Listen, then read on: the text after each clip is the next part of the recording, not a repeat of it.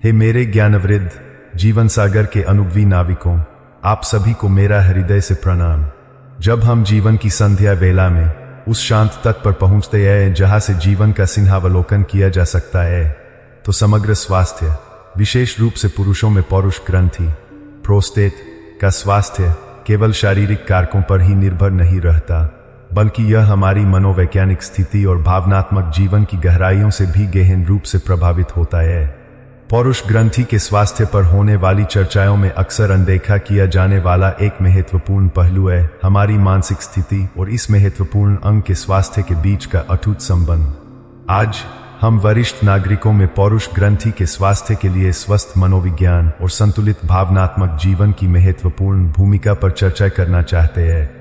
यह चर्चा किसी भी प्रकार से पेशेवर चिकित्सकीय सलाह का विकल्प नहीं है, बल्कि यह एक पूरक जानकारी है जो आपको मन और शरीर के बीच के इस गहरे संबंध को और भी गहराई से समझने में सहायता करेगी।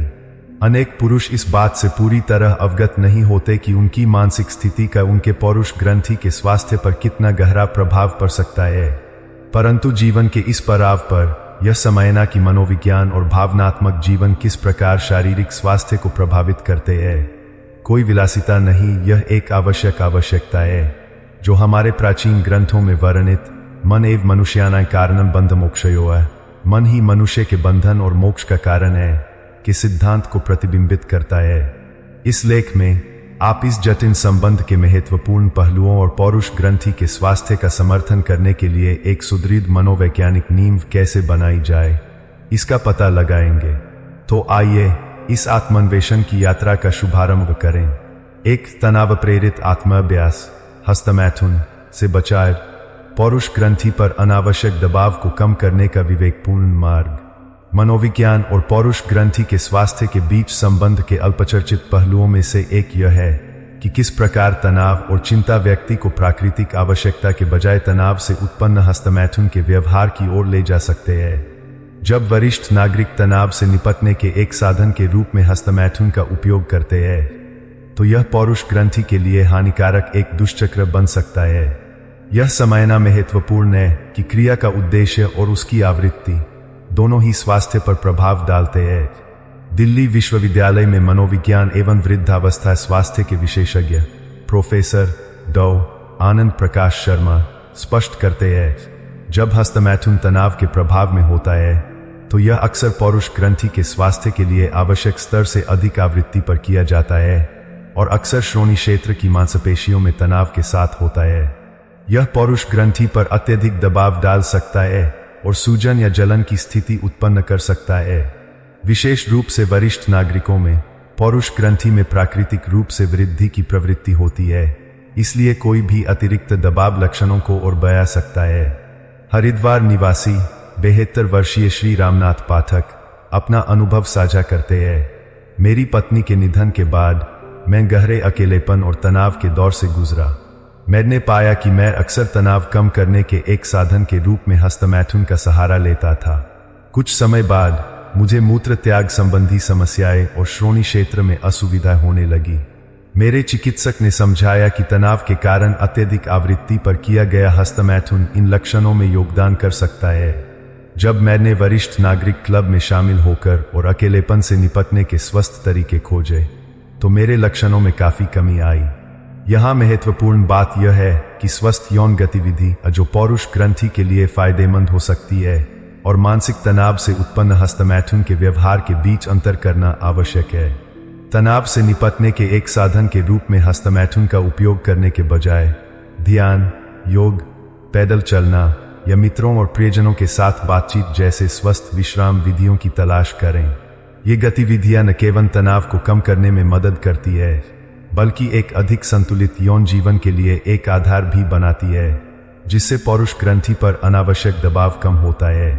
यह आत्मसंयम और विवेक का प्रश्न है। 2 अंतःस्रावी हार्मोनल तनाव को कम करना, पौरुष ग्रंथि पर उसके प्रभाव को संतुलित करना। मानसिक तनाव और अंतःस्रावी तंत्र के बीच का संबंध एक और महत्वपूर्ण पहलू है जो सीधे पौरुष ग्रंथि के स्वास्थ्य को प्रभावित करता है। जब हम दीर्घकालिक तनाव का अनुभव करते हैं तो शरीर कोर्टिसोन जैसे तनाव हार्मोन को उच्च सांद्रता में और लंबे समय तक जारी करता है, जो हार्मोनल असंतुलन पैदा कर सकता है और पौरुष ग्रंथि पर नकारात्मक प्रभाव डाल सकता है। यह शरीर की आंतरिक रासायनिक संरचना को बिगाड़ सकता है। एक प्रतिष्ठित चिकित्सा संस्थान पुणे में कार्यरत वरिष्ठ अंतःस्राविका विशेषज्ञ श्रीमती शोभा त्रिवेदी बताती है, लंबे समय तक कोर्टिसोन का उच्च स्तर टेस्टोस्टेरोन और डायहाइड्रोटेस्टोस्टेरोन DHT, जो पौरुष ग्रंथि के स्वास्थ्य में महत्वपूर्ण भूमिका निभाने वाले हार्मोन है, के संतुलन को बाधित कर सकता है। यह असंतुलन पौरुष ग्रंथि के विस्तार की प्रक्रिया को बढ़ावा दे सकता है और निचले मूत्र पथ के लक्षणों को बढ़ा सकता है। इसके अतिरिक्त दीर्घकालिक तनाव शरीर में सूजन की प्रक्रिया को भी बढ़ावा देता है, जो यदि पहले से प्रोस्टेटाइटिस की स्थिति हो तो उसे और खराब कर सकता है। अंतःस्रावी तंत्र और पौरुष ग्रंथि पर तनाव के नकारात्मक प्रभावों को कम करने के लिए प्रभावी तनाव प्रबंधन रणनीतियों का विकास करना महत्वपूर्ण है। गहरी सांस लेने के व्यायाम, प्राणायाम, प्रगतिशील मांसपेशी विश्राम, सचेतन ध्यान, माइंडफुलनेस मेडिटेशन और हल्के शारीरिक गतिविधियां कोर्टिसोन के स्तर को कम करने और हार्मोनल संतुलन में सुधार करने में सिद्ध हुई है। इसके अतिरिक्त संतुलित आहार और पर्याप्त नींद भी अंतःस्रावी तंत्र को विनियमित करने में महत्वपूर्ण भूमिका निभाते हैं।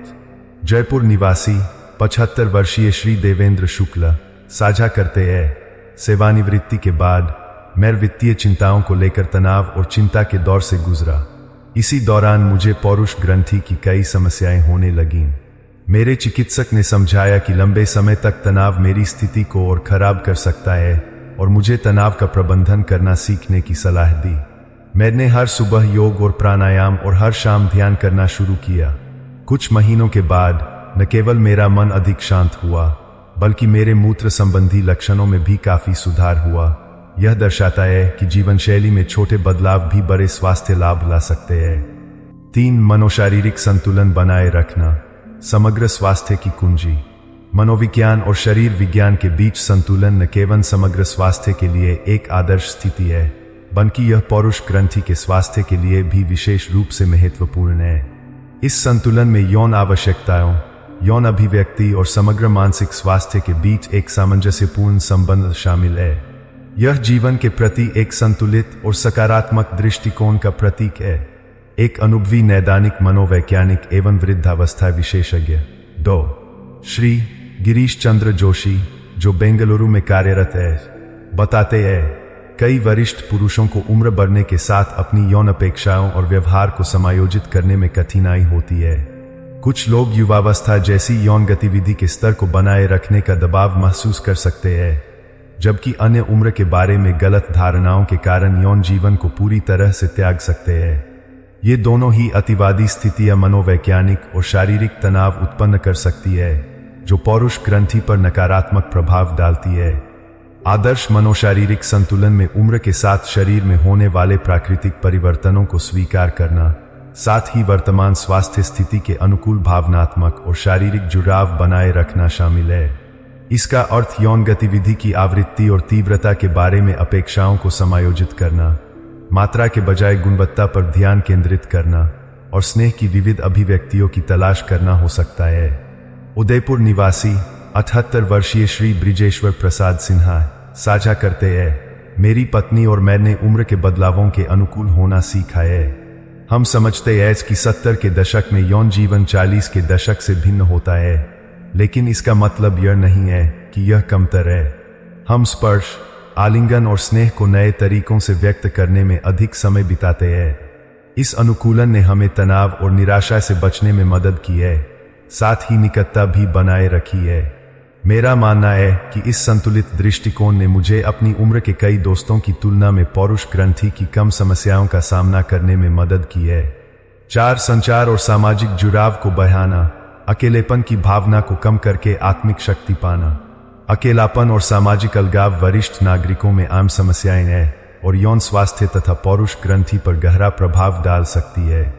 जब अकेलापन महसूस होता है तो कई पुरुष निकटता के विकल्प के रूप में अत्यधिक हस्तमैथुन का सहारा ले सकते हैं, या इसके विपरीत लंबे समय तक यौन गतिविधि से रहित रह सकते हैं।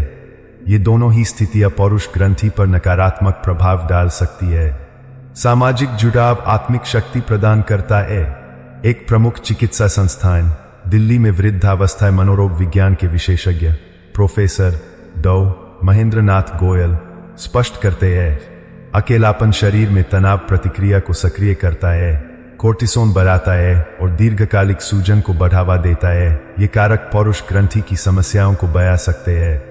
इसके अतिरिक्त अकेले रहने वाले पुरुषों को अक्सर अपने स्वास्थ्य लक्षणों पर चर्चा करने का अवसर नहीं मिलता, जिससे पौरुष ग्रंथि की समस्याओं का देर से पता चलता है और उपचार में देरी होती है। संचार और सामाजिक जुड़ाव को बढ़ाने से न केवल अकेलेपन की भावना कम होती है, बल्कि यह मानसिक और शारीरिक स्वास्थ्य के लिए एक महत्वपूर्ण समर्थन नेटवर्क भी बनाता है। इसमें मित्रों और परिवार के साथ संबंध बनाए रखना, सामुदायिक समूहों या वरिष्ठ नागरिक क्लबों में भाग लेना और जिनके पास जीवन साथी है, उनके लिए यौन आवश्यकताओं और चिंताओं के बारे में खुले संचार कौशल विकसित करना शामिल हो सकता है। ऋषिकेश निवासी 76 वर्षीय श्री सुरेंद्र मोहन वर्मा साझा करते हैं, अपनी पत्नी को खोने के बाद मैं अलगाम और अवसाद की स्थिति में आ गया था। मैंने देखा कि मैं या तो तनाव कम करने के एक साधन के रूप में बहुत अधिक हस्तमैथुन करता था या लंबे समय तक यौन संबंध में पूरी तरह से रुचि खो देता था। ये दोनों ही अतिवादी स्थितियां मेरे पौरुष ग्रंथि के लक्षणों को और खराब कर देती थीं।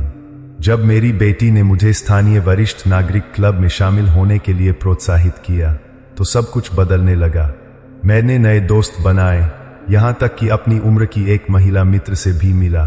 किसी से बात करने और साझा करने से मुझे संतुलन खोजने में मदद मिली और आश्चर्यजनक रूप से मेरे पौरुष ग्रंथि के लक्षणों में भी सुधार हुआ। 5 मनोवैज्ञानिक पलायन के रूप में आत्माभ्यास के दुरुपयोग को सीमित करना। सचेत जीवन शैली का महत्व।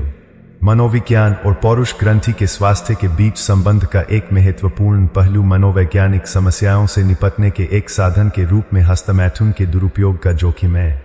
जबकि संयमित हस्तमैथुन वरिष्ठ पुरुषों में पौरुष ग्रंथि के स्वास्थ्य के लिए फायदेमंद हो सकता है, इसे अवसाद, चिंता या खालीपन की भावनाओं से पलायन के रूप में उपयोग करने से हानिकारक बाध्यकारी व्यवहार हो सकता है। सचेत और संतुलित जीवन शैली अपनाना महत्वपूर्ण है। एक अनुभवी नैदानिक मनोवैज्ञानिक डॉ श्रीमती मीनाक्षी देशपांडे बताती है, जब हस्तमैथुन मनोवैज्ञानिक समस्याओं से निपटने का एक मुख्य साधन बन जाता है तो यह एक बाध्यकारी व्यवहार के रूप में विकसित हो सकता है जो वास्तव में मूलभूत समस्याओं का समाधान नहीं करता है। यह एक दुष्चक्र को जन्म दे सकता है। मनोवैज्ञानिक तनाव, अत्यधिक हस्तमैथुन, पौरुष ग्रंथि पर दबाव, शारीरिक लक्षण और अधिक मनोवैज्ञानिक तनाव। वरिष्ठ पुरुषों के लिए जिनकी पौरुष ग्रंथि पहले से ही अधिक संवेदनशील होती है, यह दुष्चक्र विशेष रूप से हानिकारक हो सकता है। मनोवैज्ञानिक पलायन के रूप में हस्तमैथुन के दुरुपयोग को रोकने के लिए तनाव और नकारात्मक भावनाओं से निपटने के लिए स्वस्थ रणनीतियों का विकास करना महत्वपूर्ण है। इसमें आवश्यकतानुसार पेशेवर मनोवैज्ञानिक सहायता लेना, सार्थक शौक और गतिविधियां विकसित करना और कठिन विचारों और भावनाओं का प्रबंधन करने के लिए संज्ञानात्मक कौशल का निर्माण करना शामिल हो सकता है। कानपुर निवासी 72 वर्षीय श्री दीनानाथ अवस्थी स्पष्ट रूप से साझा करते हैं, सेवानिवृत्ति के बाद मुझे दिशाहीनता महसूस हुई और मैं अक्सर ऊब जाता था। मैंने हस्तमैथुन में बहुत अधिक समय बिताना शुरू कर दिया, वास्तविक यौन इच्छा के कारण नहीं बल्कि केवल कुछ महसूस करने के लिए, उदासी को भूलने के लिए। धीरे धीरे मैंने देखा कि मुझे मूत्र त्याग और श्रोणि क्षेत्र में दर्द की कई समस्याएं होने लगीं।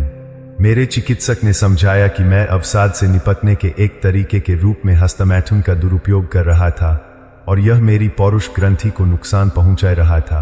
एक चिकित्सक की मदद से और स्वयंसेवी कार्य में शामिल होने से मैंने जीवन में खालीपन को भरने के अधिक संतोषजनक तरीके खोजे।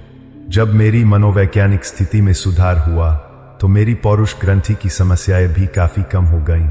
निष्कर्ष, मन और पौरुष ग्रंथि एक अटूट पूरक संबंध, आत्मिक कल्याण से शारीरिक स्वास्थ्य की ओर एक समग्र यात्रा।